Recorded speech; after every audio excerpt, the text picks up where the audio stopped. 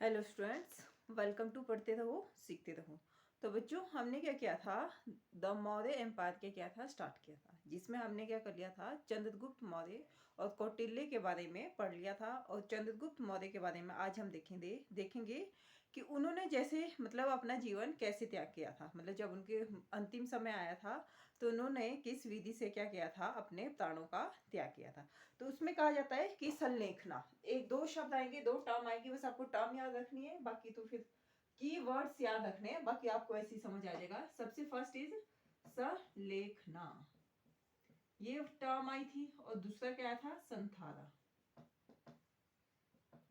है ना। फिर हम क्या करेंगे, अपना नेक्स्ट पढ़ेंगे कि नेक्स्ट क्या है हमारा, बिंदुसार।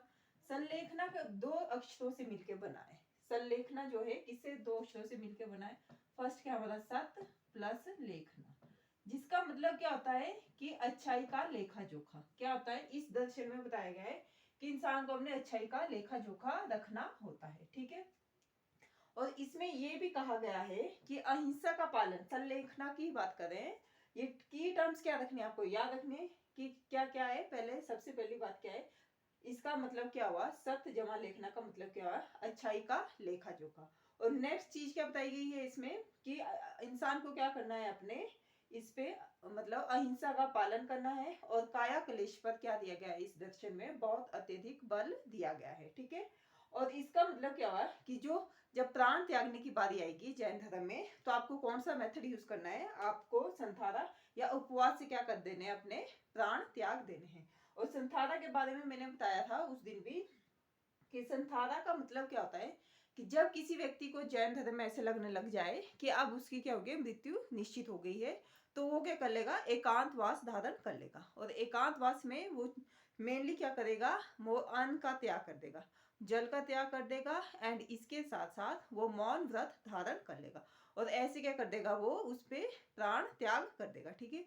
तो ये क्या होगा हमारा, संलेखना और संथारा, ये किसमें है, ये दोनों टर्म्स किससे रिलेटेड है, जैन धर्म से रिलेटेड है। किससे, जैन धर्म से रिलेटेड। कभी कभी क्या पूछ लिया जाता है ऐसी टर्म्स कि ये कौन से धर्म से, विशेषकर किसी धर्म से क्या चीज रिलेटेड है, वन डे एग्जाम के लिए। तो नेक्स्ट क्या है हमारा, बिंदु सार। क्या है नेक्स्ट वन इज बिंदु सार। तो बिंदु सार को चंद्रगुप्त मौर्य ने कब प्राण त्याग किए थे, 298 ईसा पूर्व, बिफोर क्राइस्ट में, ठीक है। कब प्राण त्याग किए थे, 298 ईसा पूर्व में। तो फिर जो मगध की राजगद्दी पे फिर कौन विराजमान हुए, बिंदुसार हुए। कौन विराजमान हुए, बिंदुसार हुए। और उनके जो अलग अलग नाम भी बताए जाते हैं, फर्स्ट नाम क्या बताया गया है उनका, अमित्र घात बताया गया है। क्या नाम बताया गया, अमित्र घात, जिसका मतलब क्या होता है कि शत्रु विनाश, जो अपने शत्रु का क्या कर दे, विनाश करते हैं, ठीक है। और वायु प्राण क्या है हमारा, एक ब्राह्मण साहित्य है, उसमें इनका नाम क्या दिए गए हैं, उनके दो नाम दिए गए हैं, भद्रसार या मद्रसार, ठीक है। और जो जैन साहित्य है उसमें इन्हें क्या बताया गया है, सिंह सेन बताया गया है। क्या बताया गया है, सिंह सेन बताया गया है, ठीक है।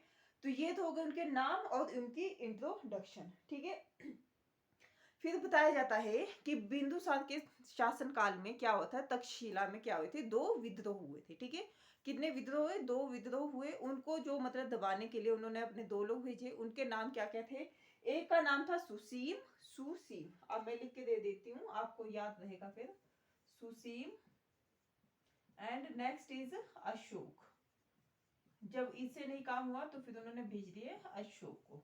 और कहाँ हुए थे, तक्षशिला में। वहां के निवासी कौन थे, वहां के निवासी हमारे चाणक्य थे, ठीक है। वो क्या थे, वहां के ब्राह्मण थे, और धनानंद के किसमें काम किया करते थे, ठीक है। और फिर एक लेखक का जिक्र आता है, उस लेखक का नाम क्या है, वो भी आपको ध्यान रखना है, एथिनियस। कौन है, यूनानी लेखक है। उसने बताया कि जो एंटियोकस, सीरिया के जो एंटियोकस प्रथम थे, कौन, फर्स्ट, जो सीरिया के शासक थे, उनके और जो हमारे बिंदुसार थे, इनके रिलेशनशिप कैसे थे, बहुत फ्रेंडली रिलेशनशिप थे। और उनके एक लेटर का वर्णन किया गया है, जिसमें बताया गया है कि जो हमारे बिंदुसार थे, उन्होंने क्या मांगा था उनसे, तीन चीजें मांगी थी। सबसे पहले सूखी अंजीर और ग्रेप्स की वाइन मांगी थी, और एक फिलोसफर मांगा था, ठीक है। लेकिन क्या किया था, जो सीरिया के सम्राट थे, उन्होंने फर्स्ट और सेकंड चीजें, जो सूखी अंजीर और एक ग्रेप्स की वाइन थी, ये भेज दी थी। और दार्शनिक के संबंध में कहा था कि हमारे इसमें क्या माना जाता है, दार्शनिकों का क्रय विक्रय नहीं किया जाता है, और ई से देने से उन्हें क्या कर दिया था, मना कर दिया था। ठीक है, फिर एक और जिक्र आता है, ये क्या करना है, आपको ध्यान से सुनना है, और जैसे ट्रांसक्रिप्ट आएगा वहां से आप स्क्रीनशॉट भी ले सकते हैं, क्योंकि एग्जाम में बहुत बार पूछा जाता है कि कौन से शासक के राज दरबार में कहाँ के को किसने राजदूत भेजा था। ठीक है, ये बहुत बार पूछे जाते हैं ऐसे क्वेश्चन। तो अब मैं एक लाइन बोलूंगी, वो क्या करना है, आपने ध्यान से सुननी है।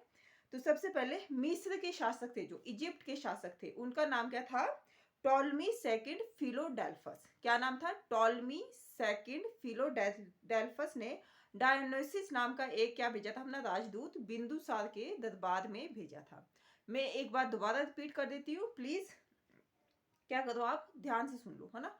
इजिप्ट के शासक का क्या नाम था, टॉलमी द्वितीय फिलोडेल्फस ने क्या किया था, एक डायनोसिस नामक एक मतलब किसको, राजदूत को बिंदुसार के राज दरबार में भेजा था कि जाओ वहां की व्यवस्था का वर्णन लो। ठीक है, कि वहां कैसे लोग काम किया करते थे। ठीक है, इसके बारे में क्या भेजा था उन्होंने, अपने एक राजदूत को भेजा था। ठीक है, और दिव्य वरदान, अब हम पढ़ेंगे कि जो दिव्य वरदान में हमें पता चलता है, दिव्य वरदान किसका किसका कौन से साहित्य से रिलेटेड है, ये हमारा बौद्ध साहित्य से। ठीक है, ऐसे क्वेश्चन भी एचपीजीके में बहुत बार पूछे जाते हैं, एचपी एग्जाम में बहुत सारी चीजें पूछ ली जाती है। ठीक है, दिव्य वरदान किसका है, बौद्ध धर्म का है। ठीक है, तो उसमें क्या बताया गया है कि जो बिंदुसार थे, उनके जो राज दरबार में एक पिंगल वत्स नाम का एक ज्योतिषी रहता था, और वो कौन से संप्रदाय का था, आजीवक संप्रदाय का था।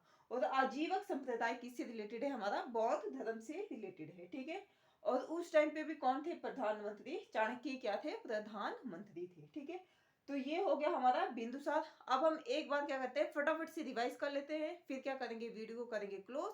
और अगर आप नए हो चैनल पे तो प्लीज डू सब्सक्राइब। सबसे पहले क्या है, संलेखना। संलेखना का मतलब क्या है, सत प्लस लेखना, यानी कि अच्छाई का लेखा जोखा। इसमें दो चीजों पे वर्ड मतलब बहुत स्ट्रॉन्गली कहा गया है कि आपको अहिंसा का पालन करना है, और काया क्लेश पे क्या दिया गया है, इस पे बल दिया गया है। ठीक है, इस दर्शन में। और संथारा क्या है, ये प्राण त्यागने की विधि है, और कौन से धर्म की बात हो रही है, ये जैन धर्म की बात हो रही है, क्योंकि जो चंद्रगुप्त मौर्य थे वो कौन से धर्म के अनुयायी थे, वो थे जैन धर्म के। ठीक है, संथारा में क्या होता है, जब किसी आदमी को लगता है कि उसकी मृत्यु क्या होगी है, नजदीक आ गई है, तो इसमें क्या कर लेता है आदमी, एकांतवास क्या कर लेगा, धारण कर लेगा। और एकांतवास धारण करने के साथ साथ वो क्या कर लेगा, अनजल का त्याग कर देगा, और मौन व्रत धारण कर लेगा। ठीक है, तो बिंदुसार को कब कब मगध की राजगद्दी प्राप्त हुई थी, 298 ईसा पूर्व में। ठीक है, ये ईसा पूर्व है, यहाँ पे बिफोर क्राइस्ट है। ठीक है, और उनका शासनकाल कब से लेकर कब तक था, 298 से 273 ईसा पूर्व। उनके तीन नाम बताए गए हैं, अमित्रघात, जिसका मतलब होता है शत्रु विनाशक। वायु पुराण में उन्हें भद्रसार या मद्रसार बताया गया है। ठीक है, जैन में उन्हें क्या बताया गया है, सिंह सेन बताया गया है। ठीक है, फिर एथिनियस क्या है, यूनानी लेखक है, उसने बताया कि बिंदुसार और जो सीरिया के शासक थे, उनके बीच क्या थे, फ्रेंडली रिलेशनशिप थे। उन्होंने उनसे तीन चीजें मंगाई थी, जिसमें से सूखी अंजीर और अंगूरी मदिरा क्या भेज दी थी उन्हें, ग्रेप्स की वाइन क्या भेज दी थी उन्हें, भेज दी थी। लेकिन एक दार्शनिक के लिए क्या कर दिया था उन्होंने, साफ इनकार कर दिया था कि यूनानी कानून में इसके लिए परमिशन नहीं है। ठीक है, फिर दिव्य अवदान से हमें क्या होता है कि उनके जो इसमें किसमें दरबार में एक आजीविक संप्रदाय का पिंगल वत्स नाम से एक ज्योतिषी रहा करता था। ठीक है, और उस टाइम पे प्रधानमंत्री कौन थे, चाणक्य थे। चाणक्य क्या थे, उनके प्रधानमंत्री थे, जो चंद्रगुप्त के पीरियड में भी थे। ठीक है, तो ये क्या हो गया हमारा, आज बिंदुसार कंप्लीट हो गया है। तो आज के लिए इतना ही है, तब तक के लिए आप पढ़ते रहिए, सीखते रहिए। और हाँ, अगर आप नए हो चैनल पे तो please do subscribe, it's a humble request. Thank you so much.